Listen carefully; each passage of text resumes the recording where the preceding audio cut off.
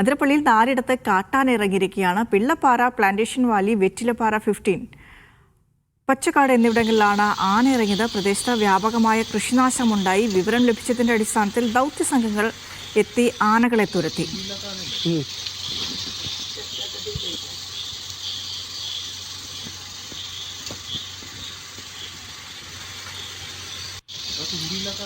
നടരാജ് പരശുറാം കൂടി ചേരുന്നുണ്ട്. നടരാജ്, കാട്ടാനകൾ ഇറങ്ങി വ്യാപകമായ കൃഷിനാശമാണോ വരുത്തി വെച്ചത്? സാധാരണഗതിയിൽ ഇങ്ങനെ കാട്ടാന ഇറങ്ങുന്ന പ്രദേശമാണോ ഈ ഇടങ്ങളൊക്കെ?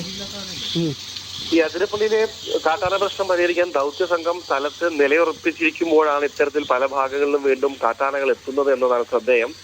പിള്ളപ്പാറയിൽ എത്തിയിരുന്നു കാട്ടാന. പ്ലാന്റേഷൻ വാലി, വെറ്റിലപ്പാറ 15, പച്ചക്കാട് എന്നിവിടങ്ങളിലാണ് ആന ഇറങ്ങിയത്. വ്യാപകമായ കൃഷിനാശവും ആനകൾ വരുത്തിയിട്ടുണ്ട്. ഇതിന്റെ ആശങ്ക പ്രദേശവാസികൾക്കുണ്ട്. ഈ ആനകൾ ഇറങ്ങിയ വിവരം അറിഞ്ഞ ഉടൻ തന്നെ ദൗത്യ സംഘത്തിലെ ട്രൂപ്പുകൾ അവിടെ എത്തുകയും ആനകളെ തുരത്തുകയും ചെയ്തു.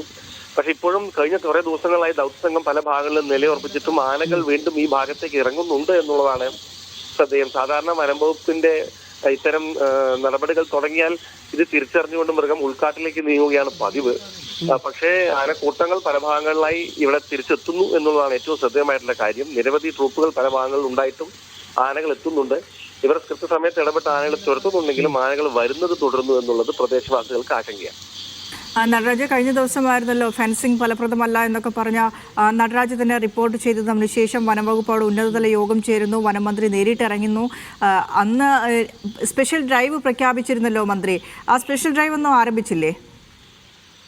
കഴിഞ്ഞ ദിവസങ്ങളിൽ സ്പെഷ്യൽ ഡ്രൈവ് നടന്നിരുന്നു. സ്പെഷ്യൽ ഡ്രൈവിലെ അംഗങ്ങൾ, അതായത് ദൗത്യ സംഘത്തിലെ അംഗങ്ങൾ തന്നെയാണ് ഇന്നും ആനകളെ തുരത്തിയത്. ഇവർ ഇവിടെ ഉണ്ട്. ഇവർ ക്യാമ്പ് ചെയ്ത് പല സ്ഥലങ്ങളിലും കഴിഞ്ഞ ദിവസങ്ങളിലൊക്കെയും ഇന്നലെ രാത്രിയും ഇത്തരത്തിൽ ഇടപെടൽ നടത്തുന്നുണ്ട്. അവരുടെ പട്രോളിങ്ങിനിടെയാണ് ഇത്തരത്തിൽ ആന എത്തിയ വിവരം അവർ അറിയുന്നതും ഇടപെടുന്നതും.